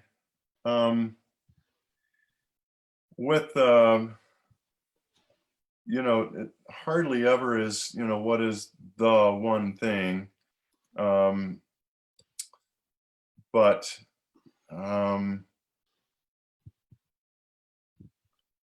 I think if I could only, if I could just have one or two things, I have to be willing to work like a Hebrew slave. I affectionately use that because of reading the Old Testament, and I picture myself having brick and mortar dust all over me. And I have to love people so profoundly that they will see my goodness, that they will see that I really care about them. And if I combine those two things of working so hard and so diligently, and I love people, that becomes, the first of all things, because you can become, have more product knowledge, you can have the best skill, you can have all these other things. But if you don't have those two things of loving people and of working hard, you'll only be marginally successful. But if you have those things of working so hard and loving people, all the other stuff will come together in due time. Wow, that's amazing. Thank you, Scott. Your final words, and then we have learned so much, Scott. In fact, there's just tons of questions, and I have to choose them. I don't know if you have a Twitter or something, an Instagram that they can follow you or ask you questions. I don't know if you do that, but there are just a lot of questions, and I have to choose them. But I know we have to come to an end, and but I'll give you the time for your final words and your final advice, please. So first of all, I want to thank everyone for joining us tonight. I told James and his team when we were visiting, I think yesterday, that I am no better than any one of you. And I mean that with every fiber of my being. I am no better than any one of you. To me, you are all rock stars. And you all have great desires and great determination to do the best things that you can. I am honored that you would join us today and join me today in being here to try to better yourself. And I would say to you in parting that I hope that you will believe in yourselves, that you have the potential to become tens, perfect tens.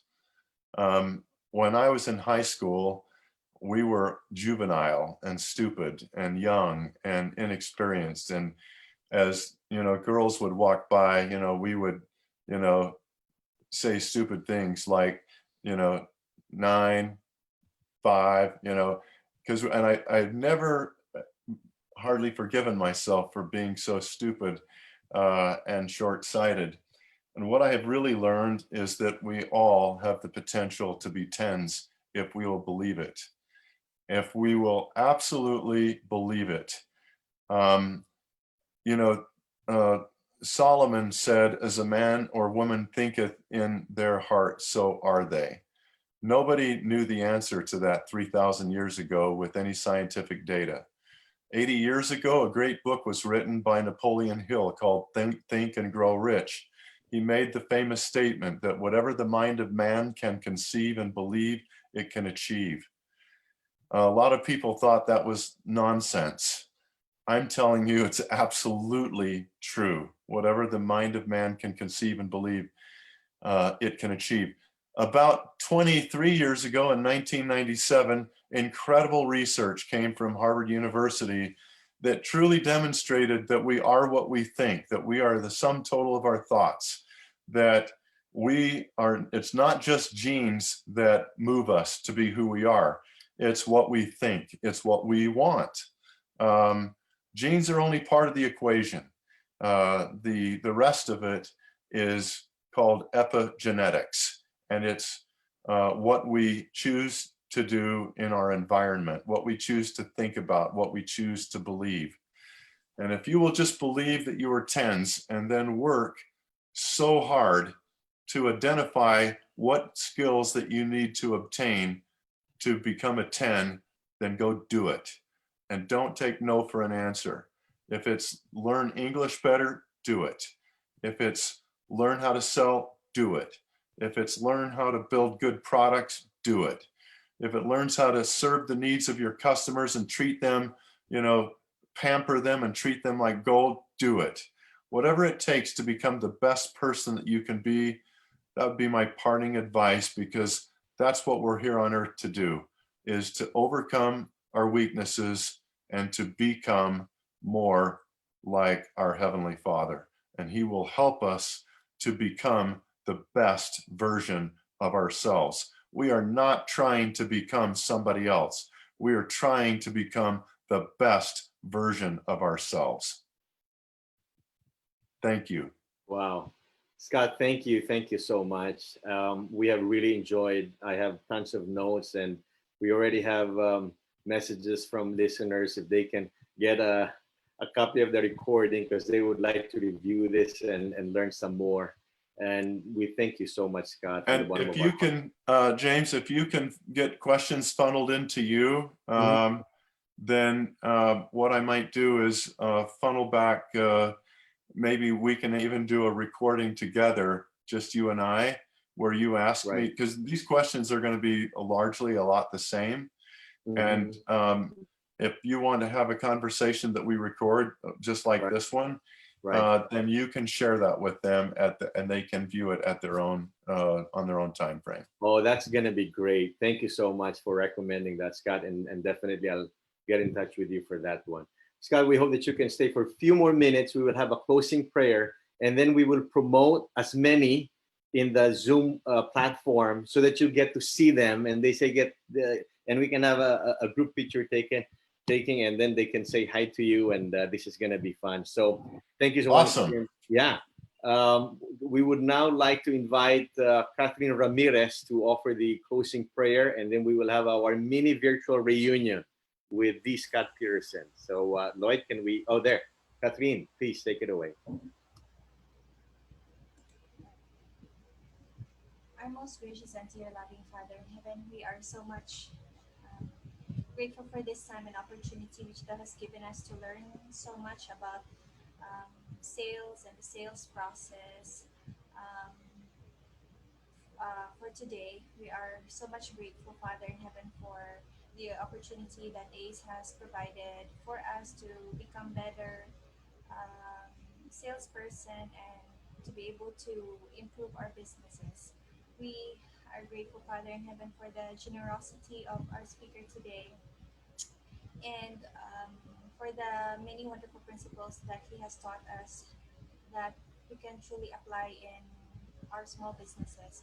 We ask you this time, Father in heaven, to please continue to inspire our hearts and help us to find ways to be able to apply those teachings, and may thou also help us to keep on improving um, ourselves to become better sales people.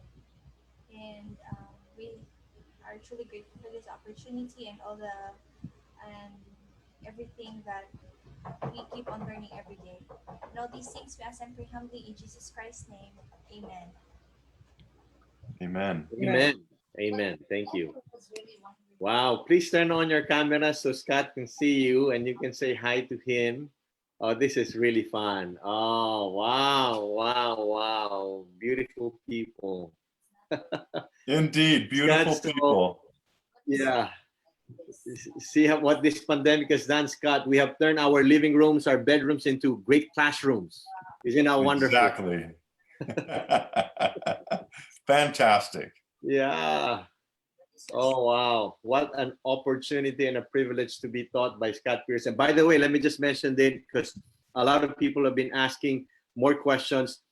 There are a lot, probably not a lot, but I have watched Scott Peterson's YouTube presentations, BYU presentations. And so you can catch him in there as well. You can listen to him. Right, Scott? I mean, I've watched a couple of your great videos, your lectures and your presentations on BYU.